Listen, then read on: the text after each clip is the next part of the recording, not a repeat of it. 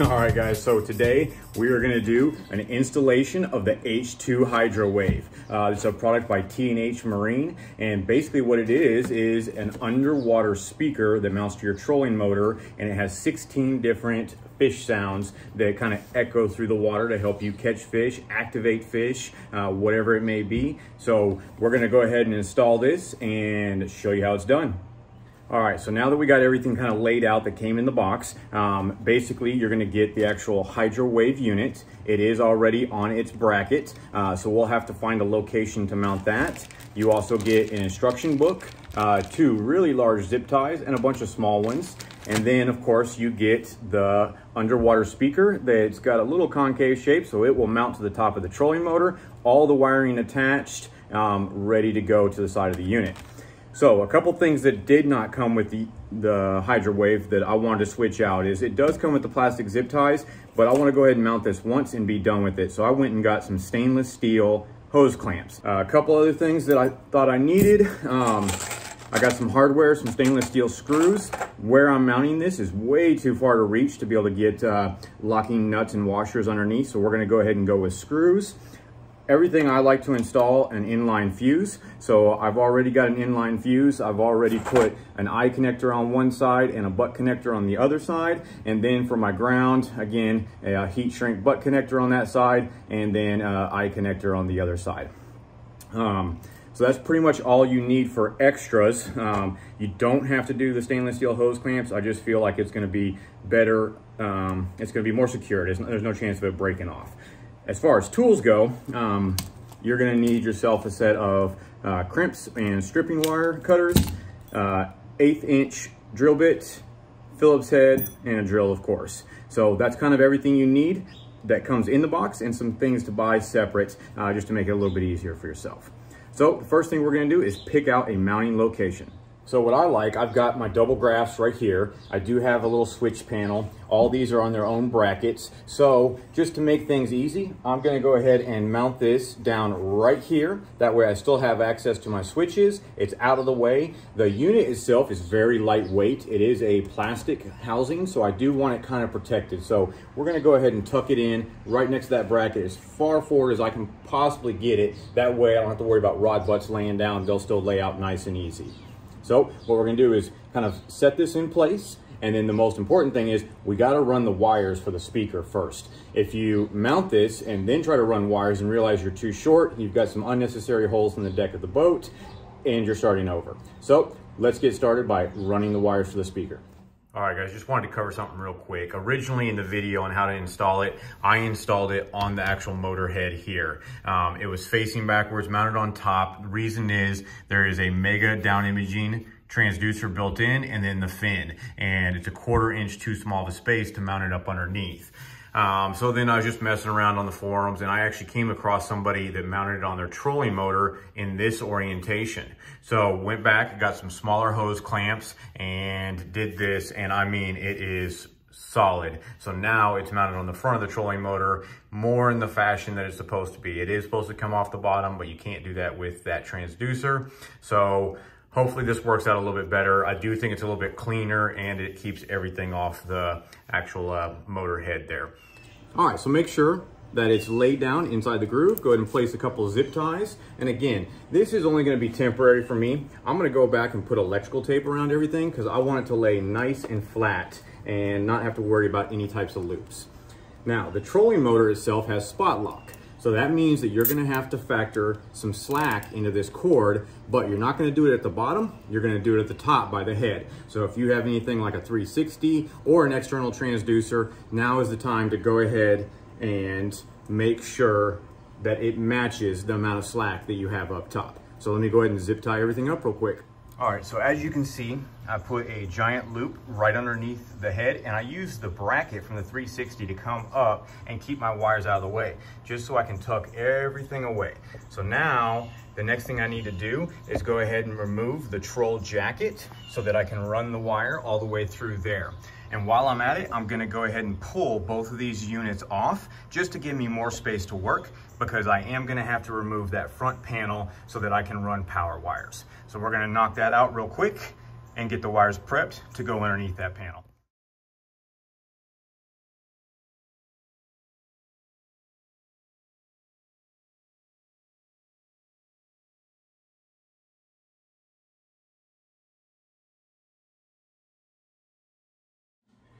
All right, we've got the graphs off. We've got that front panel unscrewed. We do have to pull the cup holder in order to get the wires to run down under. No big deal. That thing's been on and off here 100 times already. So what we're going to do next is we're going to go ahead and pop the zip ties that are holding the troll jacket. Go ahead and lay this wire down nice and neat. We're going to go ahead and electrical tape this one up now so I can put the troll jacket right back on. I think we've got the spacing kind of figured out. I did mock it and kind of spin it around just to make sure I've got enough slack in this and everything's looking good. So let's go ahead and pop those zip ties and pull this troll jacket.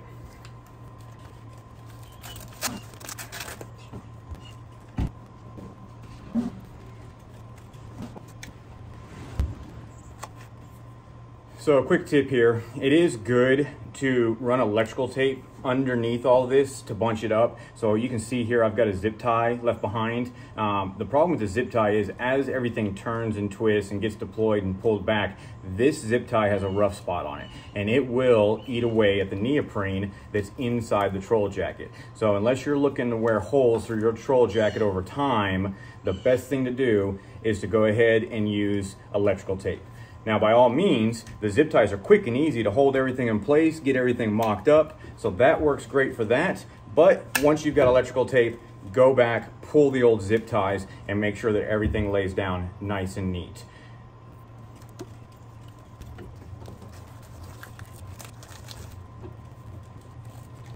Now, on the outside of the troll jacket, it does come with its own little piece of Velcro strap to hold things down. I think those work well, but I will put a zip tie on the outside where I'm free and clear of rubbing against anything. And then I like to use a piece of tin snips. I can get cut real close and tight. Now I don't have to worry about any burrs or anything sticking up. So now that I got the top part re-secured, I'm gonna go ahead and undo the rest of it and continue working my way down, taping up this wire protected inside the troll jacket. All right, so I've come down off the troll jacket, come through the bracket. I went ahead and removed this entire plate to make it easier for y'all to see. And you'll notice here, I have a bus bar that I installed and I'm running 10 gauge wire all the way from the back from the power switch. That way I have an easy way to hook up stuff. I have clean power all the way up here just for my electronics, which makes it super simple. So I've already got my 2 wires spliced up. So those wires are right here with my fuse and my ground already attached. You can see that I have right there, I've got a power left and I've got a ground on the other side. So I'm gonna go ahead and hook those up. But before I tighten all those up, I went ahead and mocked up and set the Hydrowave in place. So what's nice about this boat is it does have a couple openings so you can run wires. I wanted to make sure I have the right amount of wire. So it comes out of the opening over here, runs behind the unit, and then the plug goes in right there. And of course that wire is gonna be protected behind everything. And then I will mount this down in place. So I just wanna make sure that everything's gonna reach before I go ahead and start tightening all these wires up. So let me go ahead and mount those up real quick. Okay, so I got the power wire, ground wire hooked up to the bus bar up underneath the panel here. Make sure to insert your fuse before you button all this stuff up. In fact, it's a great idea to turn it on and make sure it's working before you button all this up. Major headache if you have to take all this stuff back off just to find out you had a loose connection or something didn't lay down right. Who knows what it is? Maybe you forgot to put the inline fuse. So after you have it all hooked up, your inline fuse is on, go ahead and put power to the boat. Now, if you're like me and you leave your boat plugged into an onboard charger, unplug that from the wall before you run power to the boat. Just a good idea, good precaution. So now we've done that, we've unplugged from the wall, we've got power to the boat. Let's go ahead and hit the power button. We can see the screen is starting to light up perfectly fine. It's going through its load menu, asking me to hit menu to continue. And it looks like it defaults to low volume and the power pattern. So let's go ahead and turn the volume up on this all the way because I want to see if I can hear the speaker. And I'm going to hit play.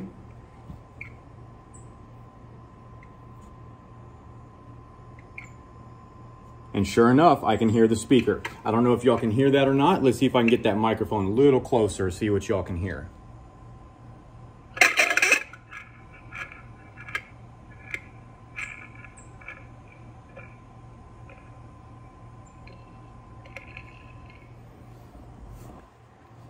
So I'm pretty sure y'all can hear that in the background. And if you can hear it now in air, the sound travels better in water. So you'll definitely be able to hear it underwater. So we know everything's hooked up right. It is time to kind of button everything up. And the last thing we got to do is actually mount the Hydrowave. So we're going to go ahead and button up the brackets, get everything in place, and start working on that. All right, again, before you drill holes, line everything up, mount it up the way you want. Make sure, hold your bracket down in place to make sure everything's gonna work for you. I have put my bracket right up against this metal bracket, and I've given myself about 3/8 of an inch right behind it. Now, the other thing to keep in mind is this bracket can actually be mounted in 2 different directions. You can see that it's got the opening slots on this as well. So to make my life easy, it'd be easier to snap it in from the front than trying to snap it out from the back when I have a switch panel here and another bracket mounted right behind it. So to make my life easy, I want the slots facing forward. Go ahead and drill your holes, and again, double check what's behind it before you drill. You don't want to drill into rods, through the boat, anything you're not supposed to, like a wiring harness. So double check what's underneath. All right, so what I've got are size 10, 1.5 inch long stainless steel pan head screws. So I measured and measured before I got these. I made sure that everything was clear and this was gonna work for me. I've drilled in my pilot hole. My pilot hole is 1/8 of an inch for a size 10. So now I'm just gonna reach down in there and see if I can't find those holes that I had, since it's hard to mark in carpet. Let's get that one going. Right about there.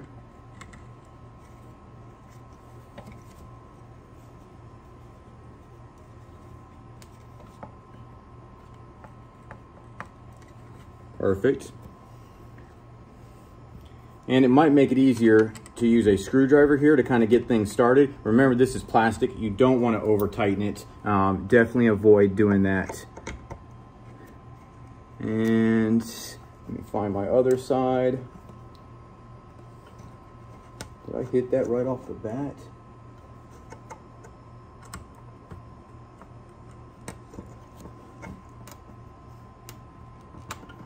Looks like I got pretty close.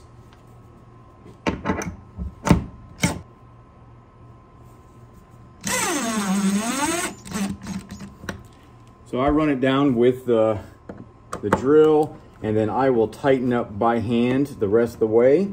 Make sure I'm nice and tight to where I need it to be, because I don't want to crack anything. A little bit more to go. When you got the soft plush carpet still, it takes a little while to get it to get down in there and bite. A little bit more.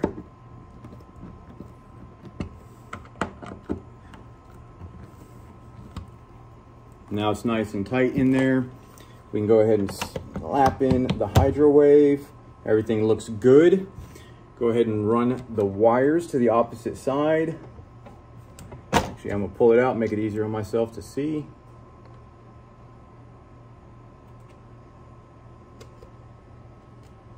All right, that's down and secured there.